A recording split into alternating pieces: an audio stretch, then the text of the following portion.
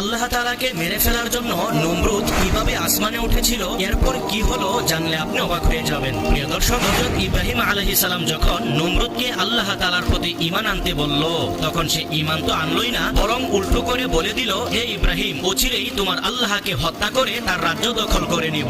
এরপর সে শয়তানের পরামর্শ অনুযায়ী 4টি শকুনের গায়ে তার বানানো জানটিকে বেঁধে নিল। এদিকে শকুন যেন উপরে উঠে সেজন্য 4টি মহিষ জবাই করলো এবং তার গোশত শকুনের মাথায় এমন ভাবে বেঁধে দিল, শকুন সেগুলো খাওয়ার জন্য যখন উড়াল দিত তখন গোশতও উপরে উঠে যেত, এদিকে নমরুদের জানটিও উপরে উঠত।